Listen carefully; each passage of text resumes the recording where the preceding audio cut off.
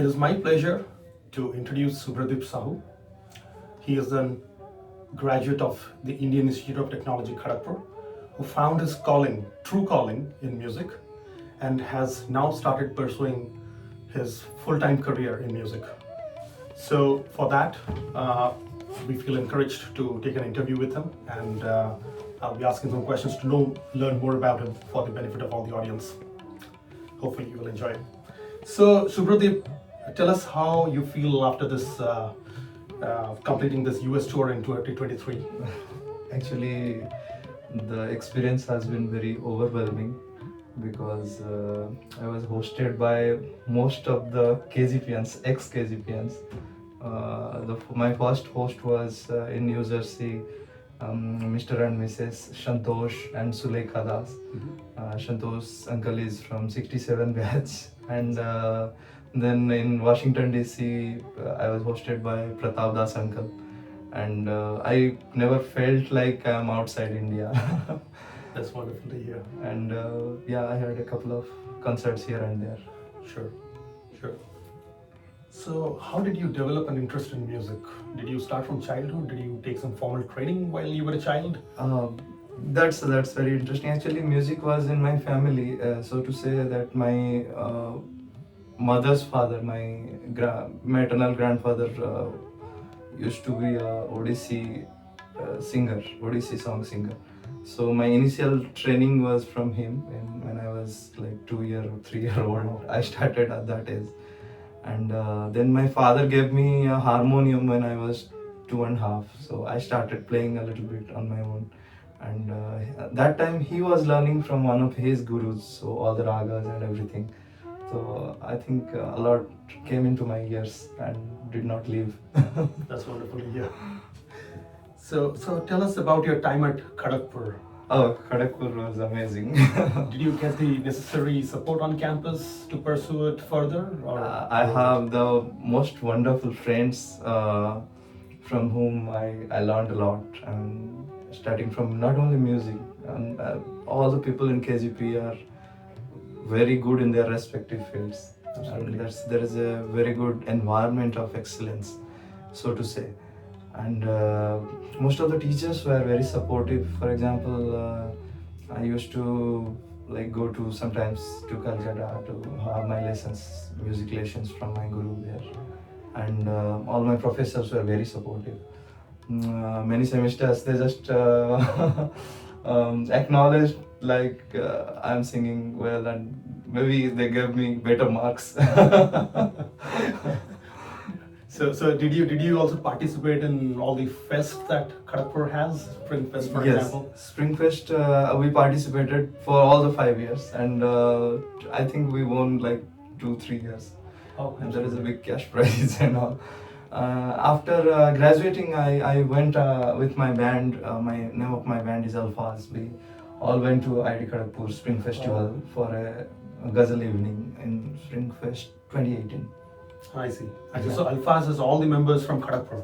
Not all the members. They are musicians from Mumbai. I see. Fortunately, one of my batchmates is also in music. I see. He's playing with Sonu Nigam ji, Shreya Ghoshal ji and all. He's a drummer. I see. So I understand that after 5 years at Kharagpur, you joined CGG in Mumbai. Yeah, right? That was my first job. So that is exactly my question. So Mumbai being Mumbai, it's a very fast city. How did you manage to pursue your job as well as music? Actually, the office environment was very good. We were only 22 employees in the India office. My boss was very supportive, and they all knew that I sing, I play the flute and all. Whenever I used to go to my guru, that is Pandit Prasad Chaurasia, then they used to be very supportive. So, for example, I'll finish my work at 4 o'clock and they would say, okay, just log off and go. Take your classes. And very supportive. Also the colleagues and all. And we had flexible hours. So suppose I leave certain time and I can make up my work later on. I see. So coming to the question of your guru, tell us about your relationship with him. Is Pandit Hari Prasad Chaurasia your only guru, or yes, did you have? Actually, he is the man from whom I learned Indian classical music from the scratch, if I may say so. Because before that in Odisha, all the education was informal education, also in KGP. He is the person who initiated me, जिसे कहा जा सकता है कि he started with me from the scratch. I met him in 2014. Initially, he came to KGP campus. I remember the exact date. It was 5th of September 2010. He came to Kalidas Auditorium. He played there, and I was so fascinated by his music. Then I came to Mumbai, and one of the KGP seniors only introduced me to Panditji, Guruji, and since then I've been learning. So did you learn playing as a flute from him as well? Yes, initially I started learning the flute, but later I realized that the music is the same for everything. Whether you sing, whether you play an instrument, it's all the same. As a matter of fact, Pandit Prasad Chaurasia ji learned his music from a lady who used to play swar bahar. It looks like a sitar. It's a string instrument, not flute. So it's all music that that gets transferred from one guru to other.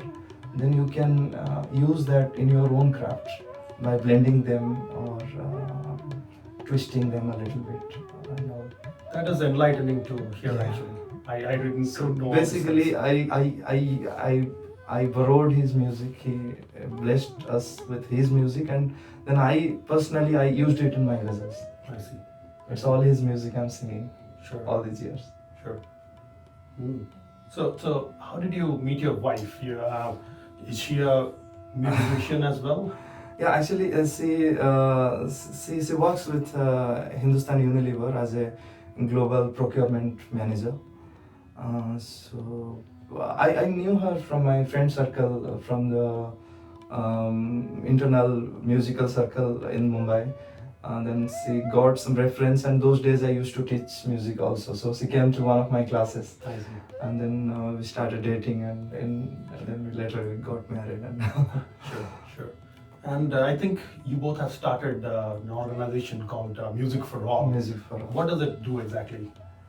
So actually, when I 2019, in 2016, in 2017, I met her.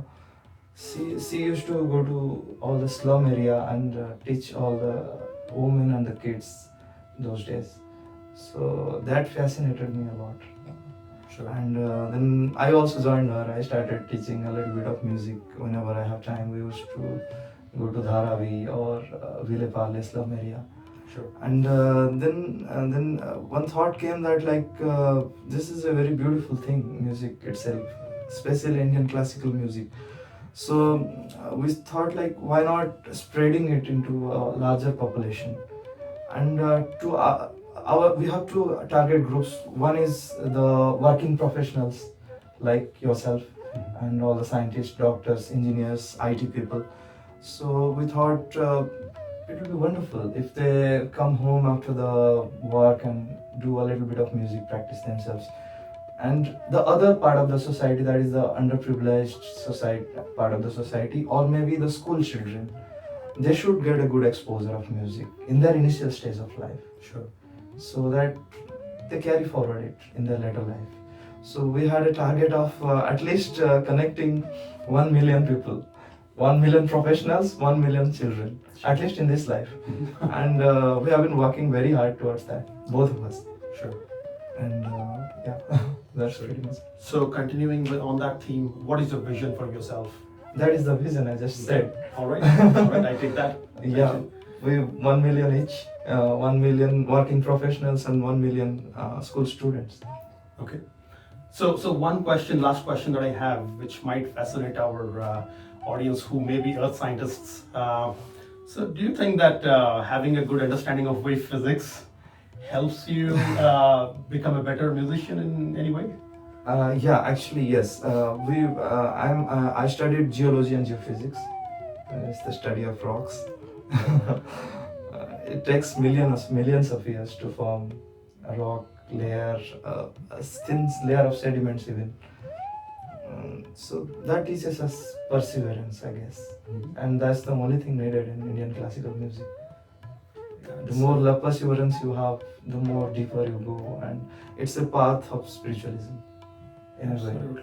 Again, this is something that I would say it was enlightening for me how to see that connection. That's a wonderful connection that you made there. Thank you for that. So would you also agree that studying rocks make people a better rock star? This rock star concept has come in this modern 90s after I think Michael Jackson and all these people came. In India, all branches of Indian classical music has always been a pathway to Almighty. So it's never like I am doing something. It's like, oh Almighty, please come through me and do whatever you want to do through me. Sure. So hum bas zariya hai. Absolutely.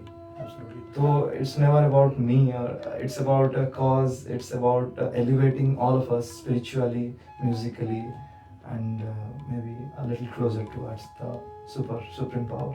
Sure. Thank you. These were the questions that I had, and it was wonderful talking to you, Subhradeep. Before you conclude, I would like to add that I not only got trained from Pandit Hariprasad Chaurasia ji. My other trainings has been done from Vidushi Anuradha Chaurasia ji, who is his wife. She is an excellent singer from Odisha. I see. You must have heard a lot of songs of her in the 60s and 70s. And also my guru, Vidushi Dr. Meenal Deshpande ji. She is from Jaipur, Itroli Gharana. And since I'm from Odisha, there is a lot of dictation problem with me. So all the Urdu and the dictation is taught to me by my other guru, Salim Raja ji. I see. That's all I combined, and that's what you are going to hear today. Sure. In form of ghazals. Sure. That is also something we were interested in knowing. That who are all your gurus? Yeah. That's There's wonderful. many actually. This is a few I just named. There are many other gurus. Sure. And we are thankful to all of them. Thank you. So I hope the audience also learned a lot about Subhradeep, and not only about him, but some of the messages that he passed, which is applicable to any singer and anybody who's interested in spirituality in general. And I hope they enjoyed the interview. Thank you.